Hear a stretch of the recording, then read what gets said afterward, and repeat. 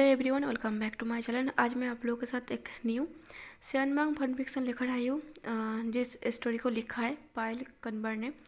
उन पायल कन्वर का मतलब आप लोग उन्हें भी जानते हो, उनका भी एक यूट्यूब चैनल है जिस यूट्यूब चैनल का नाम है लोटस फिक्शन। और उनके कई सारे सब्सक्राइबर भी, मेरा भी सब्सक्राइबर है, तो कई सारे लोग उन्हें जानते होंगे। और स्टोरी पायल कन्वर ने लिखा है और डायलॉग मेरा होगा। एक माफिया स्टोरी होगा क्योंकि उनका मन है कि उनकी एक स्टोरी मैं एक्सप्लेन करूं, तो इसलिए मैं पायल कन्वर का एक स्टोरी शेयर कर रही हूँ। आई होप आप सबको अच्छा लगे। और एक बात, स्टोरी को मैं डे बाय डे एक्सप्लेन करूँगी। इस बार मैं 1 शॉट या 2 शॉट लेकर नहीं आई हूँ क्योंकि इतना लॉन्ग स्टोरी, लॉन्ग रिकॉर्ड करना, लॉन्ग एडिट करना, फिर डालना, थोड़ा प्रॉब्लम हो रही है। इतना एक्सप्लेन करके ना मैं थक जाती हूँ। तो इस बार मैं थोड़ा आराम से करना चाहता हूँ, मतलब ज़्यादा स्ट्रेस नहीं लेना चाहता हूँ। 15-20 मिनट का वीडियो होगा, आसानी से बन जाएगा। पता है मुझे डे बाय डे एक्सप्लेन करने से ज़्यादा व्यू नहीं मिलता है, पर कोई बात नहीं, जितना मिलता है उतना ही ठीक है। आप लोगों को, जितने लोग मुझे सपोर्ट करते हैं उन लोगों को पहले से मैं थैंक यू कहना चाहूँगा। और स्टोरी कैसा है वो धीरे धीरे आप लोगों को तो पता चल ही जाएगा। स्टोरी के बारे में ज़्यादा डिटेल्स में नहीं कह पाऊँगा, तो बहुत सारा बातें कर लिए, तो चलिए आज का एक्सप्लेन स्टार्ट करते हैं। स्टोरी की शुरुआत में हम आपको एक बार पर लेके जाते हैं जहाँ पर एक खूबसूरत सा ओमेगा एक डांस बार में वो डांस कर रहा था। शायद वो किसी मकसद से कर रहा था और वो पर्सन डांस करते करते बस एक ही पर्सन के ऊपर वो फोकस कर रहा था, बार बार उसी की तरफ तीखी नज़रों से देख रहा था, जैसे कि मानो वो अपनी नज़रों से वो उस पर्सन को इनवाइट कर रही है। अजीब अजीब तरीके से वो डांस के ज़रिए वो उसे इशारा कर रहा था और उस पर्सन को भी ये समझ में आ रहा था कि वो ओमेगा उसे टारगेट कर रही है, मतलब उसे इशारा कर रही है, शायद उसके पास बुला रही है। वैसे भी वो पर्सन इतना ज़्यादा अच्छा इंसान नहीं था, एक बुरा इंसान था और उनके दिमाग में तो हमेशा यही ख्याल आता होगा ना। तो उस पर्सन को भी अच्छे से पता है अगर फंसाना है तो उसे इस तरीके से वो फंसा सकता है। ऐसे ही जब वो सेक्सी डांस कर रहा था, मतलब किसी को फंसाने के लिए एक बार में डांस कर रहा था, बस वो पर्सन उसकी डांस में, उसकी खूबसूरती फेस में खो गया था और उसके साथ उसका जो ओमेगा फेरोमेंट्स जो बाहर आ रहा था, धीरे धीरे रिलीज कर रहा था। इससे वहाँ पर कई सारा अल्फा उस ओमेगा की तरफ अट्रैक्टिव हो रहा था। जब एंड में उसका डांस ख़त्म हो जाता है तब वो पर्सन सीधा उस अल्फा के पास जाता है जो कब से उसे उस नज़र से देख रहा था। उसके चाहत बस ये था कि बस एक बार उसे वो पा ले, और वही पर्सन लकीली उसके पास ही आ रहा था। जब वो ओमेगा उसके पास जा रहा था तब वो अल्फ़ा उस ओमेगा के हाथ को पकड़ लेता है, उसकी हैंड पर किस करता है और किस करते हुए कहता है तुम्हारा नाम क्या है। तभी वो ओमेगा कहता है इतना जल्दी क्या है। तभी वो अल्फ़ा उस ओमेगा की फेस को देखते हुए कहता है जल्दी, मुझे तो लगता है तुम मुझसे भी ज़्यादा जल्दी में हो। तभी वो ओमेगा और उसकी हैंड पर अपनी फिंगर से कुछ लिख कर चला जाता है। जो फिंगर से वो हिलाया था उस अल्फ़ा को पता लग गया था उसने क्या लिखा है। एक रूम नंबर था 209। जब वो ओमेगा वहाँ से चला जाता है वो अल्फ़ा भी उस ओमेगा के पीछे पीछे जाने लगता है। पहले वो ओमेगा अपनी रूम पर चला जाता है और दरवाजे को खुला छोड़ देता है। वो ओमेगा अपनी बेड पर टांग के ऊपर टांग उठा के वो इस तरीके से बैठा था, कोई भी देखे तो वो ऐसे ही अपने आप में सीड्यूस हो जाएगा। उसकी बैठने का तरीका सीड्यूस करने की तरीका था। वो अल्फ़ा भी जब उस रूम पर आता है देखता है रूम की डोर खुला हुआ है। वो अंदर आता है, डोर को लॉक करता है और वो उस ओमेगा की तरफ आते हुए कहता है तुम तो काफ़ी चालाक निकले। तभी वो ओमेगा कहता है क्यों, तुम्हें पसंद नहीं आया? मुझे तो लगा था तुम्हें पसंद आएगा। ऐसे कह के वो ओमेगा उठ के खड़ा होता है, उस अल्फ़ा के पास जाता है और उसकी नेक पर दोनों हाथ पकड़ के उसे और पास खींचता है। वो ओमेगा अपनी फिंगर से उस अल्फ़ा की फेस को टच करते हुए कहता है अगर मेरी करीब आना तुम्हें पसंद नहीं आ रहा तो तुम यहाँ से जा सकते हो। ऐसे कह के वो ओमेगा उस अल्फ़ा को धक्का देता है और उससे दूर करता है। तभी वो अल्फ़ा उस ओमेगा के पास आता है और उसे हक करते हुए कहता है तुम तो बुरा मान गए। तभी वो ओमेगा कहता है तुम लकी हो कि मैंने तुम्हें चुना है आज रात के लिए। तभी वो अल्फ़ा कहता है और यही तो वजह है, मुझे समझ में नहीं आ रहा कि तुम मुझे ही टारगेट क्यों किया है। तभी वो ओमेगा कहता है क्योंकि तुम बहुत ज़्यादा हैंडसम हो और तुम्हारे अल्फ़ा फेरोमोन्स मुझे पागल कर रही है। और तुम्हें पता है एक अल्फ़ा और एक ओमेगा की फेरोमोन जब एक दूसरे से अटैच होता है तो तुम्हें पता भी है क्या होता है। तभी वो अल्फ़ा कहता है तो फिर इंतज़ार किस बात की है। ऐसे कह के वो अल्फ़ा उस ओमेगा को अपनी तरफ करता है और जैसे ही उसके लिप पर किस करने ही जाता तब वो ओमेगा उस अल्फ़ा को धक्का देता है, जिसकी वजह से वो उस ओमेगा को किस नहीं कर पाता, वो सीधा बेड पर जाके गिरता है। उसके बाद वो ओमेगा वो अपने धीरे धीरे कपड़े को उतारने लगता है और वो अल्फ़ा बस ऐसे ही उसकी बॉडी को देखने लगता है। तब वो ओमेगा उसकी एकदम करीब आ जाता है और उसकी फेस को अपनी फिंगर से टच करते हुए वो उसकी बॉडी की चेस्ट को सॉफ्ट आइज से वो फैला रहा था, उसकी हर एक बॉडी पार्ट को इस तरीके से टच कर रहा था। वो ऐसे ही मौन कर रहा था, उसे कुछ करने की ज़रूरत नहीं पड़ रहा था, क्योंकि वो ओमेगा सच में बहुत ही ज़्यादा ब्यूटीफुल और उसका जो फ्रेगरेंस है वो बहुत ही ज़्यादा ब्यूटीफुल स्मेल कर रहा था, जिसकी वजह से वो अल्फ़ा अपने रड में वो तड़प रहा था। धीरे धीरे वो ओमेगा अपनी लिप को उस अल्फ़ा के करीब ले आ रहा था और वो बस इंतज़ार कर रहा था कि वो उसे किस करेगी, और उसी वक्त उसी अल्फ़ा ने उसको मार देता है मतलब उस ओमेगा के हाथ में एक छोटा सा चाकू था, जिस चाकू से उस ओमेगा ने बहुत ही आसानी से उसकी गले को काट दिया था, जिसकी वजह से उस अल्फ़ा वो चिल्ला भी नहीं पाता, वो बस इतनी आसानी से मर जाता है। वो जब इतनी आसानी से मर गया था, मतलब वो आखिरी सांस से गिन रहा था, वो उस ओमेगा की तरफ देख रहा था बस अपनी बड़ी बड़ी आंखें निकाल के। वो बस उस ओमेगा का गला दबाने ही वाला था, पर उससे पहले उसकी डेथ हो जाता है। वो किसी को बुला भी नहीं पाता और वो ओमेगा अभी भी सेटिस्फाइड नहीं था, क्योंकि उसे इतनी आसानी से मारना नहीं चाहिए था, पर उसके पास कोई चारा नहीं था, क्योंकि अगर उसे मारना ही है तो इस तरीके से मारना है। वो ओमेगा बहुत ज़्यादा गुस्से में था। वो ओमेगा इस अल्फा को कह रहा था, मेरा तो मन कर रहा था कि मैं तुम्हें कुत्ते की मौत दूँ, इतना तुम्हें तड़पाऊँ, तुम्हें तड़पा तड़पा के तुम्हें इस तरीके से मौत दूँ कि तुम्हारा रूह काँप जाए, पर मैं कुछ नहीं कर सकता। तुम्हारी मौत इतनी आसानी से हो गया।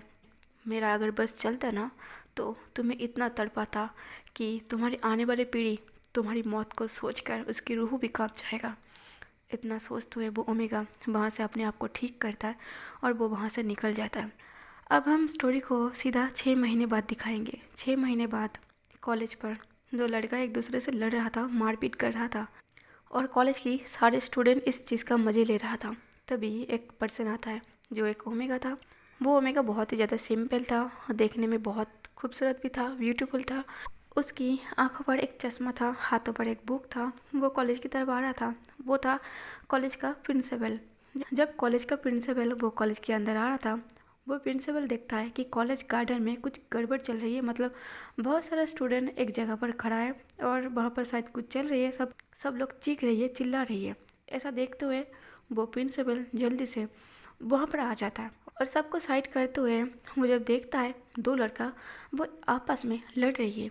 ये देख के उस प्रिंसिपल को समझ में नहीं आ रहा आखिर हो क्या रही है, और कॉलेज में मारपीट कौन करता है। ये देख के वो प्रिंसिपल उन दोनों के लड़के के पास जाता है और उन दोनों को चिल्लाता है, और चिल्लाते कहता है, बस करो, तुम दोनों लड़ क्यों रही हो। तभी वो दो लड़का अलग हो जाता है, क्योंकि वहाँ पर प्रिंसिपल आ गया था। जो दो लड़का आपस में लड़ रहा था, एक का नाम था युवान, दूसरे का नाम था जिलिंग। तभी युवान और जिलिंग दोनों अलग हो जाता है और वो प्रिंसिपल कहता है, तुम दोनों लड़ क्यों रही हो, तुम दोनों को पता भी है इस हरकत के लिए तुम दोनों को कड़े से कड़े पनिशमेंट मिलेगा। तभी युवान कहता है, सर गलती इसका है, इसने मुझे पहले उकसाया है। तभी जिलिंग कहता है, नहीं युवान तुम गलत हो। तभी जिलिंग कहता है, नहीं युवान तुम गलत हो, तुम पहले मेरे पीछे पड़े थे। तभी युवान कहता है, नहीं तुम मेरे पीछे पड़े थे। तभी वो प्रिंसिपल बहुत ज़ोर से चिल्लाने लगता है और कहता है, पहले तुम दोनों अपना मुंह बंद करो और मुझे बताओ क्या हुआ है, तुम दोनों लड़ क्यों रही हो, और तुम सब। ऐसे कह के वो प्रिंसिपल वो सारे स्टूडेंट को कह रहा था, तुम सब मज़े ले रहे हो। जब दो लड़का आपस में लड़ रही है, तुम लोगों को नहीं लगता कि इन दोनों को झगड़े को सुलझना चाहिए, अलग करना चाहिए या फिर समझाना चाहिए। तुम लोग कॉलेज में आते हो पढ़ने के लिए, कुछ सीखने के लिए, तुम सब ये सीखना ही हो कि अगर कोई लड़ रही है, मारपीट कर रही है, तो उस चीज़ का मजे लो, वीडियो बनाओ और अपलोड करो, बस यही सिखाएगा कॉलेज में आके। मैनेज नाम की कोई चीज़ ही नहीं है। सच में तुम लोग भी कमाल करते। ऐसे कह के वो प्रिंसिपल यूवन और जिलिंग को कहता है, तुम दोनों मेरी ऑफिस पर आओ। ऐसे कह के वो प्रिंसिपल वो अपनी ऑफिस रूम पर चला जाता है। उस प्रिंसिपल के जाने के बाद यूवन कहता है, जिलिंग सारी गलती तुम्हारी है, तुम अपनी गलती मान लेना।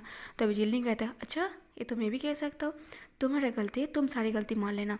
तभी ईवान कहता है मैं क्यों मानूँ मेरी गलती जब गलती तुमने किया है। तभी जिलिंग कहता है सेम बात, मैं भी क्यों अपना गलती मानूँ, क्योंकि गलती तुम्हारा है। अगर तुम मेरे पास नहीं आते, मुझे इन सारी बातें नहीं कहते तो मुझे गुस्सा नहीं आता। तभी वहाँ पर ईवान के फ्रेंड वेनसाओ आता है। वेनसाओ आके कहता है ईवान तुम अब झगड़ा करना बंद करो। वो ईवान को खींच के वो जिलिंग से अलग करता है और उसे वहाँ से ले जाने लगता है। तभी वेनसाओ कहता है ईवान तुम इतना गुस्सा क्यों करते हो। तभी ईवान कहता है वेनसाओ तुमने नहीं देखा वो मेरे अंकल के बारे में क्या क्या बोल रहा था।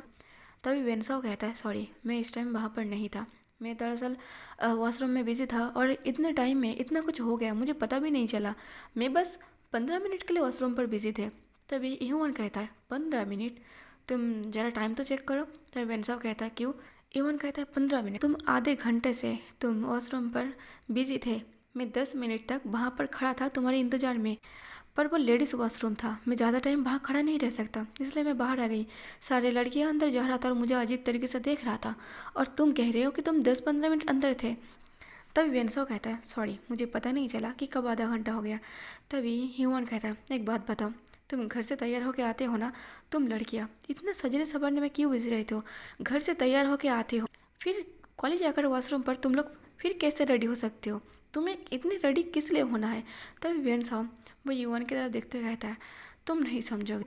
तभी ह्यूमन कहता है मैं नहीं समझूंगा, ऐसा क्या बात है जो लड़की और लड़का अलग अलग वर्ड यूज़ करते हैं जो मुझे समझ में नहीं आएगा, क्या तुम अलग से वर्ड यूज़ करते हो। तभी वेनसाओ कहता है अगर तुम्हारे पास इतना दिमाग होता तो तुम इतने टाइम तक समझ जाते। तभी ह्यूमन अपनी सर को खुजलाते हुए कहता है आखिर इसका कहने का मतलब क्या है। ऐसे क्या है कि जब ह्यूमन खड़ा था तब वेनसाओ कहता है अब चलो, तुम्हें भी पता है तुम्हारी अंकल को इन्फॉर्म करना है, उसे कॉलेज पढ़ाना है। तभी ह्यूमन कहता है क्या, मेरी अंकल को यहाँ पर इन्फॉर्म करना है कॉलेज में आने के लिए, और तुम्हें लगता है मेरा अंकल आएगा। तभी वेनसाओ कहता है तुम्हें भी पता है हमारा जो प्रिंसिपल है, नया प्रिंसिपल, वो बहुत ही स्ट्रिक्ट है, और तुम्हें पता है ना उनका गुस्सा, उनके गुस्से के बारे में बात ही मत करो। तभी ह्यूमन कहता है ये बात तो सच है, और मेरे अंकल का गुस्सा तुम्हें भी पता है, मेरा अंकल अगर यहाँ आएगा तो शायद, मुझे नहीं पता, जब मेरा अंकल और उस प्रिंसिपल का एक साथ मुलाकात होगा तो क्या होगा। तभी वेनसाओ कहता है हाँ यार, मुझे भी थोड़ा टेंशन हो रही है सोच के, जब प्रिंसिपल तुम्हारे अंकल को बातें सुनाएगी तो तुम्हारे अंकल का रिएक्शन क्या होगा। वो दिन तो निकल जाता है। जब ईवान कॉलेज ख़त्म करके अपना घर आया था तब ईवान के अंकल वो हॉल पर ही बैठा था ईवान के इंतज़ार में, पर ईवान को पता है अब उसकी तो खैर नहीं है। ये सोचते हुए जब ईवान देखता है कि उसके अंकल उसके हॉल पर बैठा है उसी के इंतज़ार में, वो चुपचाप साइलेंसली वो ऐसे जा रहा था जैसे कि उसके अंकल को पता ना चले कि वो घर आ चुका है। जब ईवान अपने पैर को दबाते हुए वो घर पर कदम रखते हुए वो ऊपर रूम की तरफ जा रहा था तब उसकी अंकल अपने डीप वॉइस से कहता है ईवान ज़रा इधर आओ। तभी ईवान कहता है सॉरी अंकल, मुझे लगा था आपको पता नहीं चलेगा। तभी ईवान के अंकल जिसका नाम था वी हुसैन, या फिर शॉर्ट में सब लोग विंग कहता है, तभी विंग कहता है ईवान तुम्हें भी पता है तुम मुझसे छुप नहीं सकते। तभी ईवान कहता है हाँ, और मैं हमेशा ये सोचता हूँ कि मैं आपको धोखा दे सकता हूँ, पर मैं आपको धोखा कभी नहीं दे सकता। तभी विंग कहता है और धोखा देने के बारे में सोच भी नहीं सकते, इधर आओ और मुझसे तुमसे कुछ बात करनी है। तभी ईवान वो डरते हुए वो अपने अंकल के सामने आके खड़ा होता है। विंग कहता है बैठ जाओ। ईवान बैठ जाता है। विंग कहता है अब बताओ कॉलेज में क्या हुआ था। तभी ईवान कहता है अंकल दरअसल मेरी कोई गलती नहीं, वो जिलिंग है ना, वो जिलिंग आपके बारे में कुछ भी बोल रहा था, और आपको भी पता है आपके बारे में अगर कोई कुछ बोलता है तो मुझे बहुत गुस्सा आता है, और इसी चक्कर में कॉलेज की हर एक लड़के से मेरी मारपीट हो जाता है, मुझे गुस्सा बहुत आता है, आपके बारे में कोई कुछ भी बोले मुझे बर्दाश्त नहीं होता। तो विंग कहता है तुम्हें अपना गुस्सा कंट्रोल करना पड़ेगा, मैं तुम्हें कॉलेज में पढ़ाई के लिए भेजता हूँ, मारपीट करने के लिए नहीं। तभी यून कहता है मैं क्या करूँ, मेरे रगों में भी आपका ही खून बह रही है ना, आपको इतना गुस्सा आता है तो मुझे भी गुस्सा आता है, और आपके बारे में अगर कोई कुछ भी बोले तो मैं सारा कुछ भूल जाऊंगा और मैं बस आपको सपोर्ट करूंगा, किसी की इतनी हिम्मत नहीं है कि आपके बारे में मुझे कुछ बोले। तभी विंग अपनी कोल्ड फेस से और डरावना आंखों से वो ईवान की तरफ देखते हुए कहता है सच में। तभी ईवान विंग की आंखें देख के डर जाता है और कहता है अब डराओ मत, आपकी आंखें देख के मुझे डर लगता है। तभी विंग कहता है मुझे तो नहीं लगता कि तुम्हें मुझे देख के डर लगता है या फिर मेरा डांट तुम्हें डराता है, मुझे नहीं लगता कि मैं जब तुम्हें डांटता हूँ, कुछ बोलता हूँ, तो तुम्हें वो बात याद रहता है। तभी ईवन कहता है, अंकल आप ऐसे नहीं कह सकते हो। तभी विंग कहता है, तुम्हें ये अच्छा नहीं लगता कि मेरे बारे में कुछ भी बुराई बोले, पर यह तुम्हें ज़रूर अच्छा लगता है कि तुम्हारे प्रिंसिपल मुझे बार बार तुम्हारे कॉलेज पर बुलाता है, मुझे जाना पड़ता है, उनकी भाषण सुनना पड़ता है, फिर उनसे माफ़ी मांगना पड़ता है। तभी ईवन कहता है, अंकल सॉरी। विंग कहता है, सॉरी? तुम्हारी सॉरी कहने से क्या होगा? क्या तुम्हारे प्रिंसिपल मानेंगे? और तुम्हें भी पता है तुम्हारी ऐसी हरकत की वजह से तुम्हें कितने कॉलेज से निकाल दिया गया है। बस मैं हूँ जो डरा के धमका के तुम्हें कॉलेज में एडमिशन दिलाता हूँ, और तुम अपनी हरकत से बाज नहीं आओ। मुझे नहीं पता तुम्हारा प्रिंसिपल इस बार मुझसे क्या कहेगा। और एक बात, मुझे किसी की बात सुनना पसंद नहीं है, कोई मुझे बातें सुनाए। तुम्हारी वजह से मैं किसी से कोई भाषण नहीं सुनना चाहता। अगली बार ख्याल रखना, अगर कोई कुछ भी बोले ऐसा बिहेव करना कि तुमने सुना ही नहीं। बस अपनी कॉलेज को अच्छे से कंप्लीट कर लो, उसके बाद देखा जाएगा किसने क्या बोला है। उसके बाद तो तुम्हारा बंदूक और उसका सर होगा ना, उसे बताने के लिए कि तुम क्या हो। तभी ईवन बड़े ही गर्व के साथ कहता है, हाँ उसे भी पता चलेगा वो किससे पंगा लिया था और किसके बारे में बोला था। वो विंग माफिया के बारे में बताया था। मैं एक माफिया का नेफे हूँ, वो इस बात को कैसे भूल सकता है? लोग ही इतना हिम्मत देखो, एक माफिया के बारे में इतना कुछ बोलता है। तभी विंग कहता है, वो तुम्हारे सामने नहीं बोलता है, वो तुम्हारी पीठ पीछे बोलता है, सामने कहने की किसी की हिम्मत नहीं है। बस इतना ख्याल रखो कि तुम्हारे सामने कुछ कहने का हिम्मत ना रखे। इतना डर पैदा कर दो लोगों के मन में। तभी यून कहता है, अंकल मुझे बड़े होके आपकी तरह एक माफिया बनना है। ऐसे कह के यून बड़ी ही स्मेल कर रहा था। तभी विंग कहता है, अब दांत दिखाना बंद करो, घर जाओ, फ्रेश हो जाओ, कल तुम्हारे कॉलेज पर मुझे फिर से जाना है। ऐसा कह के विंग वहाँ पर बैठ जाता है और वो अपनी काम करने लगता है, और यून बस अपने रूम में चला जाता है। अब हम नेक्स्ट डे पर चलते हैं। नेक्स्ट डे कॉलेज पर। कॉलेज में जिल्लिंग बहुत ज़्यादा गुस्से में था। जिल्लिंग गुस्से से अपनी मुंह फुला के वो कॉलेज रूम की तरफ जा रहा था, और उसके पीछे पीछे एक लड़की भाग रहा था जिसका नाम था लूसी।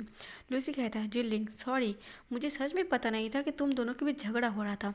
तभी जिल्लिंग कुछ नहीं कहता। लूसी कहता है, जिल्लिंग ऐसा अगर गुस्सा करोगे तो मैं बात कैसे करूँगा, मैं तुम्हें मनाऊँगा कैसे? तभी जिल्लिंग कहता है, मैंने कहा क्या तुम मुझे मनाओ? तभी लूसी कहता है, तुमने नहीं कहा, पर तुम मेरे दोस्त हो, तुम्हें मनाना तो चाहिए। तभी जिल्लिंग कहता है, कोई ज़रूरत नहीं है, तुम अपनी और जो दोस्त है उसके पास जाओ, उससे बात करो। यहाँ मेरे ईवन के साथ झगड़ा हो रहा था और तुम्हारा कोई अता पता भी नहीं था। तभी लूसी कहता है, मुझे कैसे पता होगा कि तुम दोनों के बीच झगड़ा हो रही है? मुझे तो एंड में पता चला था कि तुम दोनों के बीच झगड़ा हुआ था।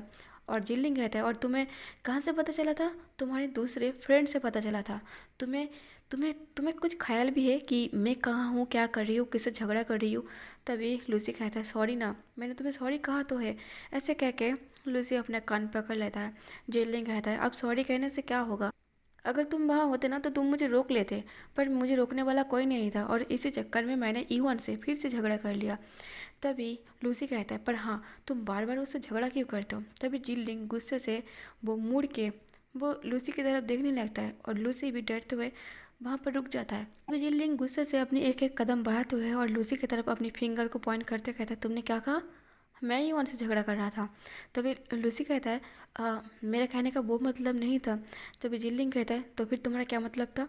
तभी लूसी कहता है, मैं बस ये कह रहा था कि वो शब्द क्यों यूज़ करते हो, जो शब्द सुनने के बाद सॉरी। तभी जिल्लिंग कहता है, आगे बोलो, तुम क्या बोलना चाहते थे? तभी लूसी कहता है, मैं बस ये कहना चाहता था कि तुम दूर रहो यूवन से, और ऐसी कुछ बातें मत कहो कि तुम दोनों के बीच झगड़ा हो जाए।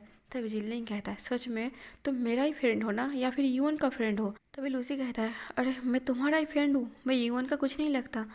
तभी जिल्लिंग कहता है, पर मुझे तो लगता है कि तुम यूवन का ही फ्रेंड हो, तुम तो उसकी तरफ से बात कर रही हो।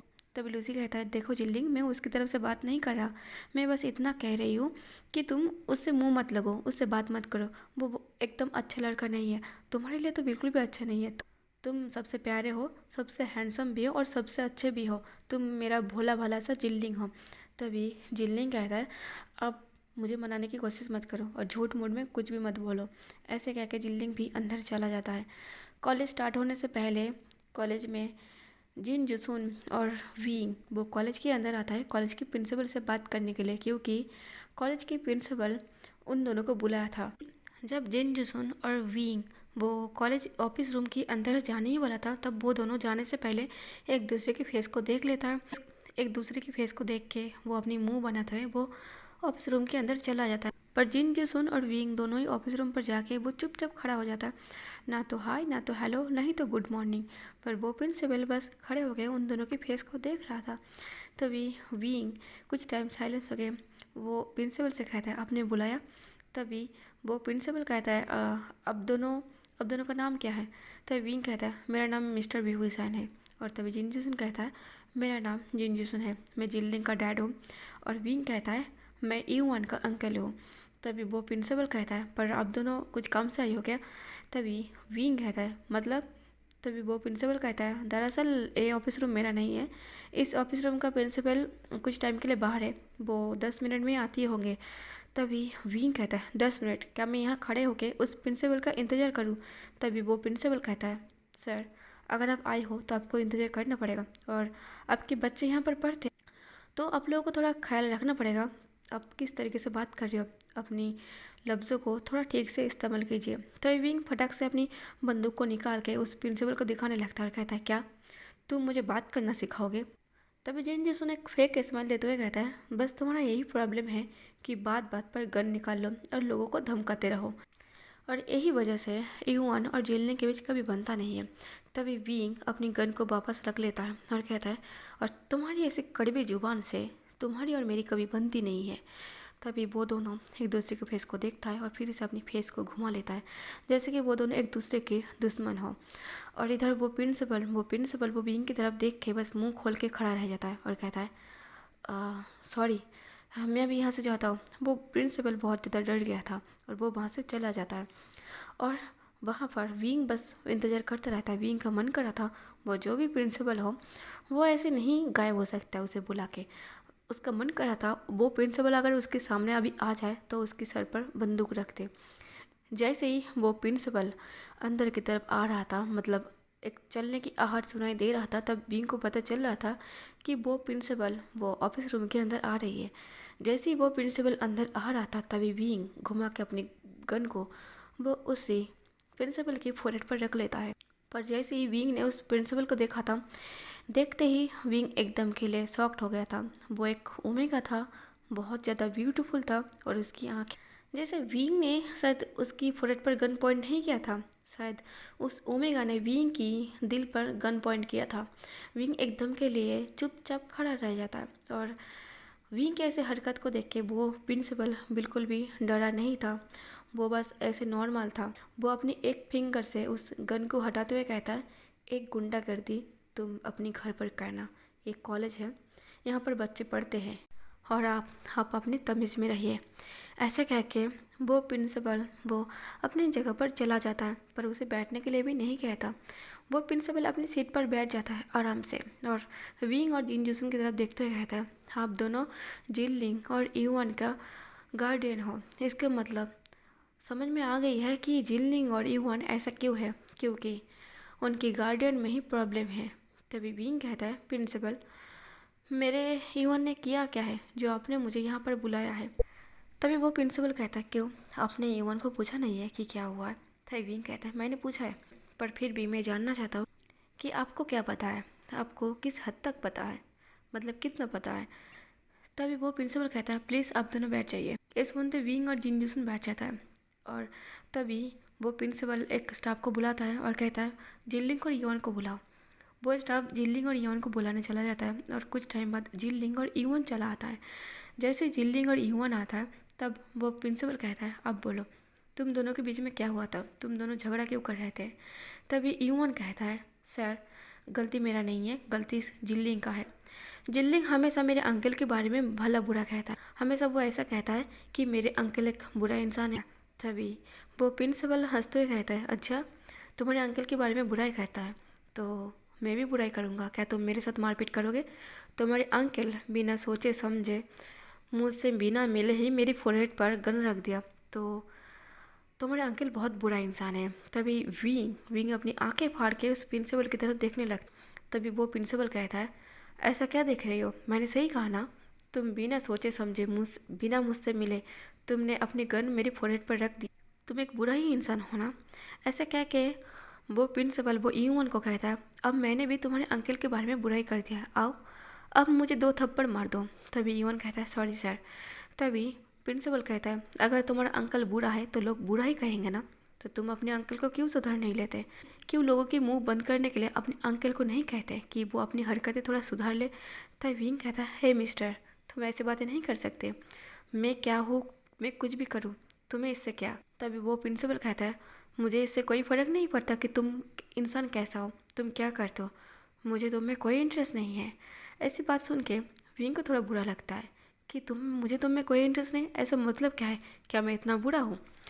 विंग ऐसा अपने मन में सोच ही रहा था। तभी वो प्रिंसिपल कहता है मुझे बस इस बात से फ़र्क पड़ता है कि तुम्हारा नेफ्यू मेरी कॉलेज में पढ़ता है और तुम्हारे नेफ्यू की वजह से और भी बच्चे मारपीट पे आ जाएगा और इस कॉलेज का बदनाम हो जाएगा। मैं नहीं चाहता कि मेरे कॉलेज में ये सब होता रहे।